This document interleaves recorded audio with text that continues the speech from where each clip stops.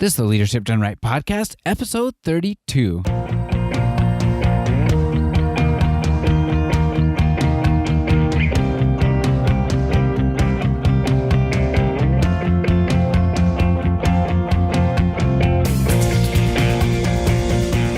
Welcome to the Leadership Done Right podcast, where it's all about becoming the leader you are meant to be. And now your host, Brandon Jones. Hello and welcome to the Leadership Done Right podcast, episode 32. Our guest today is truly an entrepreneur, having started and run 5 entrepreneurial adventures prior to following her passion for guiding the success of CEOs and their teams to scale up. She lives her why daily, creating a safe environment for leaders and their teams to talk about the tough issues that matter most to build profitable and sustainable organizations. She has a unique approach. She always begins with culture, the competitive advantage of any company. Building ridiculously successful businesses is what it's all about. She is the author of A CEO's Secret Weapon, How to Accelerate Success. The book was ranked top business book of 2012 by ExecRank and has a foreword by her colleague Simon Sinek, international author of the best-selling Start With Why. I am honored and humbled to have her on my show today. Our guest today is Dr. Frumi Rachel Barr. Frumi, welcome to the show. Thank you, Brandon. It's a pleasure to be here. Well, I am so glad to have you here. I know that it will be a great experience, and it's going to be great for our audience. And can you kind of fill in some of those gaps and give us a glimpse of your personal life? Okay. Well, at the same time as I was having these entrepreneurial adventures, I was also growing a family. So I actually have 4 children and a stepson, and created an infrastructure so that I could work. And one of my claims to fame is I never took maternity leave. Oh, wow. Who gives an entrepreneur maternity leave, right? Right. So that's kind of the personal side. And now my children are grown up. They're all off the payroll. They're all wonderful. And I'm glad to be in this next phase of life when I can just follow my own passions. Oh, that's awesome. That's really neat. I know kids are a lot of fun, but they are definitely a challenge at the same time. So that's that's really neat. So how did you, I know in the introduction, you've led a lot of different companies. You've done 5 entrepreneurial adventures. How did that come about? What led up to that? And can you kind of... Well, sure. I started off actually as a physical therapist. And one of my patients invited me to tour his factory. And I just had all these ideas. And I said, why don't you do that? It was kind of like lean manufacturing. Okay. It just came to me so naturally. So I actually ended up buying one part of the company and started from there. So that was a clock manufacturing company, decorative wall clocks. I supplied all the major catalog houses in Canada in the days when we had real catalogs. Okay. And I also had a reciprocal licensing agreement with the largest U.S. clock manufacturer. So that was my first big adventure. And I had, the others. I was the managing partner of an architectural firm for many years, and I also had 2 distribution companies that were based on infomercials. So those were fun. And I came to a place where I just realized that it was time to get more education. So all my business education came after those experiences, believe it or not. Oh, wow. And then I started working with other entrepreneurs. At first, I just wanted to work with people who were looking for change in their life. And the entrepreneurs kept calling me. What would you do? How would you raise money? How would you do this or that? So that's how I came to leadership opportunities. I didn't really seek them. I was shy. Okay. And so I just kind of stepped into it as an entrepreneur. And the challenges I had are very similar to most entrepreneurs, making the right decisions, hiring the right people, knowing when to pivot. And I guess what's interesting about how the times have changed is that in those days, there weren't business coaches. There weren't consultants the way we have them now. Mm-hmm. So really, it was like a very lonely job. Oh, yeah. It was lonely at the top. I'm sure you've heard that. It's not as lonely now as it used to be. Okay. Yeah, that makes a lot of sense. Now there's peer groups. Yeah, that's great. Now, that's what you just explained is a perfect segue into what I want to talk about now. It's just I'd love to talk a little bit more about leadership, and you kind of briefly mentioned it, but there's a lot of challenges and opportunities for learning. Can you share with us one of your most challenging or difficult leadership experiences and the learning that you gained as a result? I guess most of the learning really had to do with what I needed to learn, accepting that I didn't have to know everything myself. Hiring the right people so that you have smart people on your team. And of course, what leadership is really about is about having followers. Mm-hmm. So it's knowing why you do what you do so that you can inspire people to want to join you in a leadership adventure. I mean, especially if you're part of a startup environment, Mm-hmm. why would someone come and work with you? They have to know why you're doing it. Yeah. Especially if nowadays when you're working with millennials, they want to know why.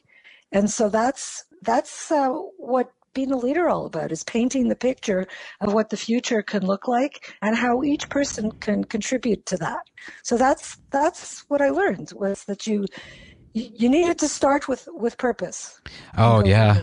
Yeah, that's a great thing to point out, because I know that a lot of leaders, it's, you kind of start out in a leadership journey, but if you don't have that purpose, that leadership journey will end very quickly, because you have to have a purpose and a direction that you're going. So it sounds like, your main challenge was in the beginning, it was kind of a lonely road, but you had that purpose and it drove you in the right direction, and you were kind of able to go from there. Is that about right? I didn't know as much about purpose then. Okay. So I did keep going, but what I've learned since then is that your why, or your purpose, is the engine that actually allows you to overcome all your challenges. So in the book that I wrote, Weapon, How to Accelerate Success, what I did was I interviewed 40 CEOs from around the world, and I asked each of them what their biggest challenges were.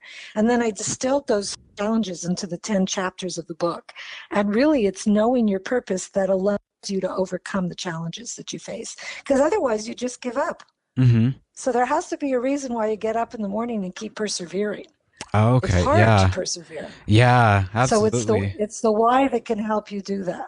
Okay. Yeah, that's very true. That's a great point. Can you say the name of that book one more time, just so our listeners can catch it one more time if they didn't get a chance to jot it down? Sure. It's A CEO's Secret Weapon, How to Accelerate Success. Okay. And Simon Sinek, who wrote the foreword, Mm-hmm. did a TED Talk that's had about 35 million views. And he's very compelling in telling the story of why you should start with why. It's the place for, so I'll tell you what my own why is. My own why is to create a safe place for people to discuss what matters most. So everything that I choose to do now, Mm-hmm. I make sure that it's in alignment with my purpose, which is why I love to work with teams. Because people need to feel safe talking about their vulnerabilities, their challenges, and you have to create that safe environment for people to be willing to share and to look for solutions to make things better. So if you have an idea, for example, and a business partner has a different idea, how do you take those ideas, make no one feel wrong, but find a better solution, because you're kind of piggybacking on both the ideas and combining them to make something better. Mm-hmm. That's an art form. Oh, yeah. Now, what are some of the keys that you like to kind of hone in on when you're helping teams to create that safe environment? Well, I usually start with what I call a culture review. So I talk to every member of the team before I even get in the room with them. And what we talk about usually is, what's going well in the company. I ask them a kind of a provocative question. I say, what would you do differently if you were in charge? And I get such a wealth of information. So it's a very confidential conversation, but I take what everybody says and I kind of put it in a blender and share the ideas that I've heard. Very often in companies, people don't feel safe enough to raise ideas.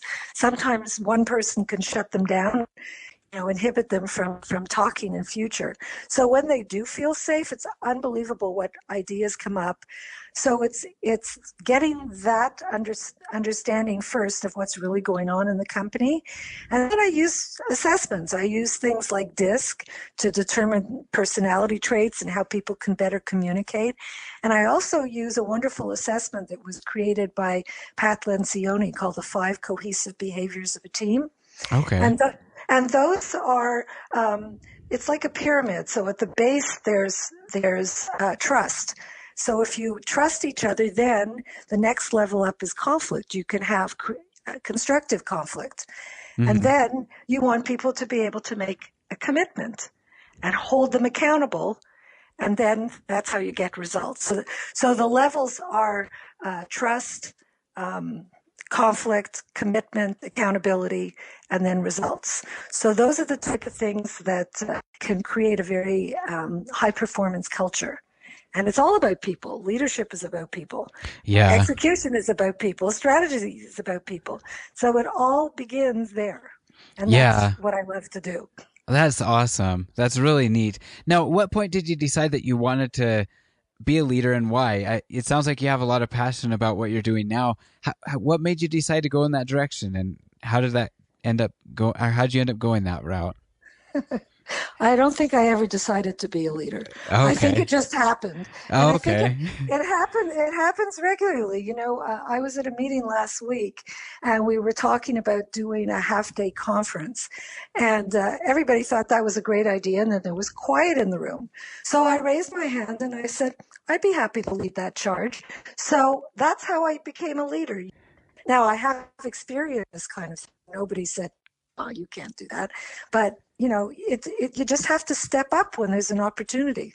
Yeah, that's very true. So a lot of it has to do with seeking out the opportunities or finding an opportunity and saying, you know what, I'm going to step up and I'm going to take the lead on this because I feel like I have a lot to offer, or nobody else wants to do it, or, there's a lot of different scenarios, but it sounds like, it's just taking that first step to stand up and say, I'll do it, kind of a thing, it sounds like. Exactly. Well, one of my favorite expressions is just suit up and show up. And that's what leadership is about. If you see an opportunity, that you could do something worthwhile. I wouldn't have said I'll do it if I didn't think it was worthwhile. So yeah. It also has to be somewhat in alignment with what your purpose in life is. Yeah. Yeah. So I like that you're so honed in on your purpose, because a lot of people, it's hard to find that purpose, but once they do, kind of like your situation, it's, there's so many things that it's easy to say yes or no on a variety of opportunities, because, it's easy to screen it out if it fits within your purpose and your why, or if it doesn't. Exactly. Well, along those lines, what was your most recent light bulb moment or moment of clarity relating to leadership? I was invited to a dinner of women who lead. And at the dinner, we were talking about women on boards and the opportunities to be on boards and the necessity for diversity on boards. And there's a lot of statistics about that, but really most boards are mostly men. So I think the number now is the goal was 20% women by 2020, and I think they've just achieved that a little bit early. So okay. Maybe it's time to step up and be a participant on boards instead of being the facilitator, or I've often been the mentor to new chairman of boards. So I thought, I think for my next chapter, I want to actually be on boards and take a different role. So that was kind of my light bulb moment. And again, it's one of those things where if I weren't at the dinner and I didn't hear the statistics, it might not have come to me. But I would consider that a light bulb moment. Yeah, absolutely. That's a really interesting, because that thought has never crossed my mind. I know I'm in a different situation than you, but yeah, that is really neat. And I think that's really admirable that you decided to start seeking out those opportunities and trying to be on boards. That's a really neat direction that you're headed. Well, you come to a point where you have a lot of experience, and that's the time to step up to those kind of opportunities. I mean, you can't be on a board, for example, if you're 20 years old and you're just out of school. You don't have enough life experience or work experience or, faced enough challenges. But at a certain point, you could become really valuable to a board. And I think I've just gotten to that point. Oh, gotcha. Yeah. Yeah, that is a good point, that every life experience we go through, we learn so much that there comes a point where you want to share that with other people. Exactly. Yeah. So, well, what is one aspect of leadership that you're most excited about right now? So since I just mentioned that board governance idea, I started looking. I love learning. So after I had all those entrepreneurial adventures, that's when I got my master's in business, and I got my PhD with a focus on business. And so I love learning. I've got, umpteen certifications. And so I thought, okay, now what do I need to know? What am I missing? Is there something I need to know about board governance that I don't know at this point? So I started looking at certification courses and started asking people about, what do you need to know? And I was told, you don't need to know more than you. So what I decided to do, I found a wonderful site all about board governance with all kinds of white papers, etc. So I just created my own do it myself curriculum. So that's what I'm most excited about now, because it gives me an opportunity for learning again and honing my skills. Oh, that's great. That's I think at some point I'm going to ask you for that that do-it-yourself guide that you created, because that sounds like a really great approach to learning that. So, well, I want to be a really strong board chair, so I don't want to just rely on the experience I have to date. I want to make sure that I really know more about board governance. Okay, yeah, that's a great approach. That you're not going to just sit back and let things happen. You're going to actively go and do everything you can to learn and gain all the knowledge so that you're prepared and you have all the skills and the tools that you need at your disposal to be able to do a great job. Friends, if you think you've been learning a lot from Frumi so far, hang on, because we've got a lot more in store in the speed round coming up right after we take a quick break for our sponsors. Most great leaders go through years of trial and error, classes, and on-the-job training before becoming great leaders. However, that's not required for everyone. You can learn the principles great leaders live by and start living them today. In the book, Become the Leader You Are Meant to Be, Brandon explains basic leadership principles to help you become a great leader now. He also shares his experiences and experiences of others so you can learn from their examples. And finally, he explains practical steps you can take now to improve your leadership. This great book is yours absolutely free just by visiting leadershipdoneright.com/ebook giveaway. So check it out today for your free copy. All right, welcome back. Frumi, are you ready for the speed round? I sure am. Let's go. Great. Who is one leader you look up to most and why? Okay, so I will point to the most impactful leader in my life has been an author by the name of John Strzelecki. He's a thought leader.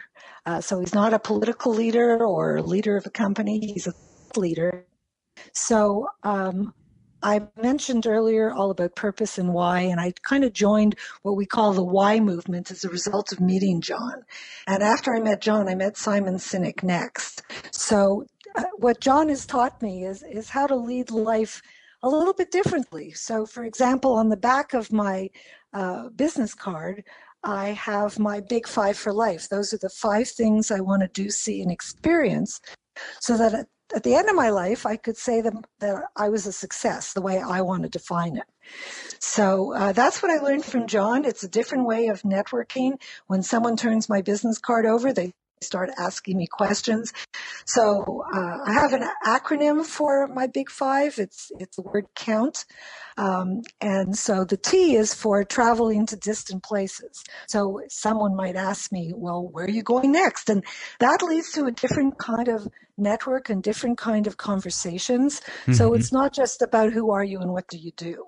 You end up really creating a relationship with people, because I don't know about you, but if someone tells me about what they care about, I remember them more than if they're a lawyer, an accountant, or an Indian chief. You know what I mean? So, yeah, absolutely. So he's taught me that, and it's a huge part of what I do.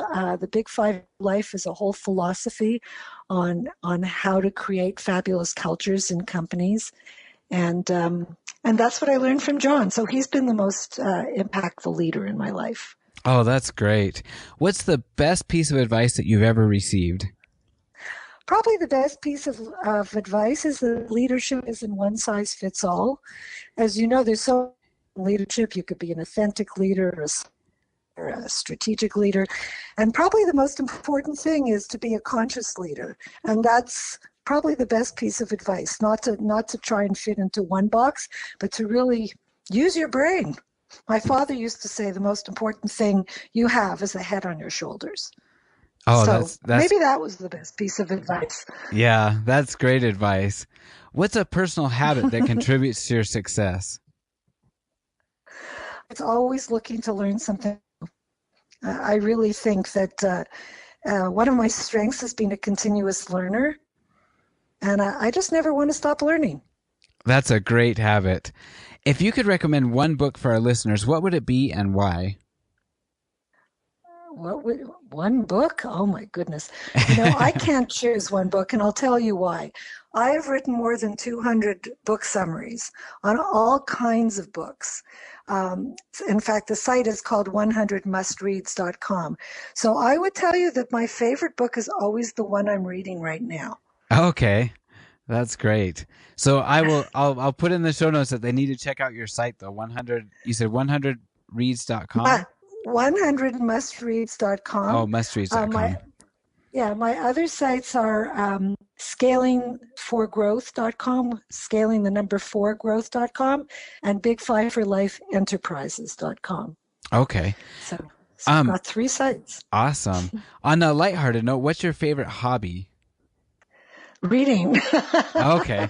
That I should have guessed that. That sounds like with what you like to do and everything. So now I just want to thank you again for being on this podcast and participating. I know that you have a busy schedule, and I know that there's a lot going on in your life, and I just really appreciate you taking the time to be on this podcast interview. As we're nearing the conclusion of this interview, I know you've mentioned a couple of places that people can connect with you. Can you explain where the best place to connect with you is? Well, probably by email, and that would be Dr. Frumi, DrFrumi, at scaling4growth.com. So okay. Dr. Frumi at scaling4growth.com. That would be the best way. Okay, that sounds great. I will put that in the show notes so that people can connect with you. And I want to ask one more question before we go. Okay. If you could go back in time and give yourself advice when you first started your leadership journey, what would it be and why? I think it would always be learning. I think it's important for all leaders to be thirsty for learning. And there's so many ways to learn. Now with Audible books, for example, I never go for a walk with my dog without listening to a book. So there's so many ways in your car and, just walking. There's no reason not to be learning. Yeah, that is great advice, because if you stop learning, then life is just not the same. So that is great advice. So I wish you every success, Brandon. Oh, well, thank you. I really appreciate it. And I appreciate you taking the time to do this interview.